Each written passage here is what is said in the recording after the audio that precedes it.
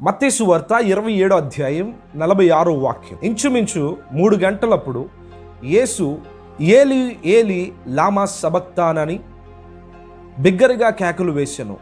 ఆ మాటకు నా దేవా నా దేవా నన్నెందుకు చేయి విడిచితివి అని అర్థము. దేవునికి స్తోత్రం కలుగును గాక. హల్లెలూయా హల్లెలూయా. మత్తయి సువార్త 27వ అధ్యాయం 46వ వాక్య ప్రకారంగా యేసుక్రీస్తు ప్రభుల వారు ఈ 3 మాటలు పలికి ఆయన ఆకాశం వైపు చూసి అంటున్నాడు కదా, ఏలి ఏలి లామా సబక్తా అని బిగ్గరగా కేకలు వేసి అరుస్తూ ఉన్నాడు. దానికి అర్థం ఏంటో తెలుసా? ఆయన అంటున్నాడు కదా, నా దేవా నా దేవా నన్ను ఎలా చేయి విడిచితివి అని దేవునితో మాట్లాడుతున్నాడు. ఈ మాట అనడానికి కూడా ఒక ప్రవచనాన్ని కీర్తనకారుడు పరిశుద్ధాత్మదేవుడు రచించి ఉన్నాడు. కీర్తనకారుడు అంటాడు కదా, 22వ అధ్యాయం 1వ కీర్తన, నా దేవా నా దేవా నీవు నన్ను ఎలా విడిచితివి, నన్ను రక్షింపక నా ఆర్తధ్వని వెనక నీవేలా దూరముగానున్నావు. దేవునికి స్తోత్రం కలుగును గాక. ప్రభువు యొక్క ఈ శిక్షను గూర్చినటువంటి ప్రవచనాన్ని ముందుగానే కీర్తనకారుడు రాస్తూ ఉన్నాడు కదా, నా దేవా నా దేవా నన్ను ఎలా చేయి విడిచితివి. అవును, దేవుడు చేయి విడిచాడు. ఎందుకో తెలుసా?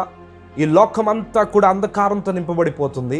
ఈ లోకమంతా కూడా భయంకరమైనటువంటి పాప ఊబిలో నింపబడుతూ ఉన్న నీ కొరకు నా కొరకు యేసుక్రీస్తు ప్రభుల వారును ఆయన మనకు అనుగ్రహించి ఉన్నాడు.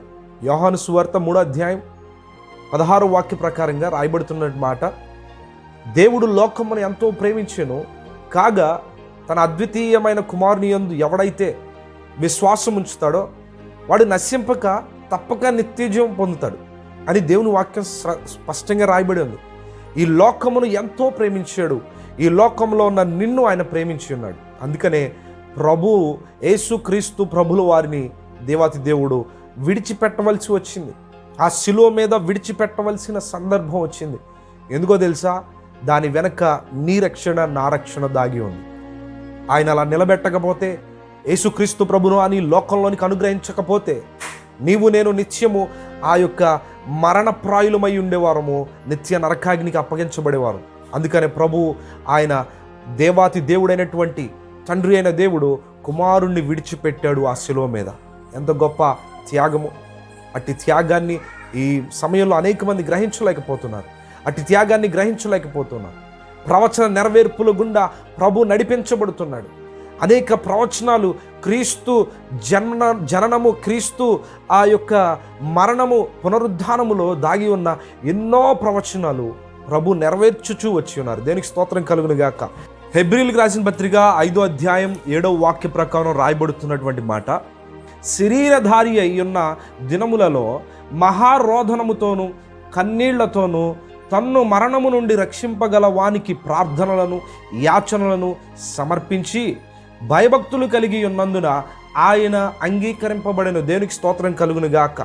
ఆయన శరీరధారిగా ఉన్న దినాల్లో ఆయన ప్రార్థన యందు, భయభక్తుల యందు, దేవుని యందు ఆయన ఎంతో నమ్మకత్వాన్ని కలిగి ఉన్నప్పుడు ఆయన జీవించిన విధానం అంతటి కూడా దేవుని చిత్తానుసారంగా జీవించి ఆయనకిష్టుడిగా జీవించి ఉన్నాడు. కాబట్టి దేవాతి దేవుడైన తండ్రి అయిన దేవునికి ఆయన అంగీకారంగా ఉన్నారు. అందుకనే ఆయన శిలువ మీద నిలబడడానికి అందుకే ఆయన్ని శిలువ మీద ఆయన విడిచిపెట్టినట్లుగా మనం చూస్తాం. దేవునికి మహిమ కలుగును గాక. హల్లెలూయా.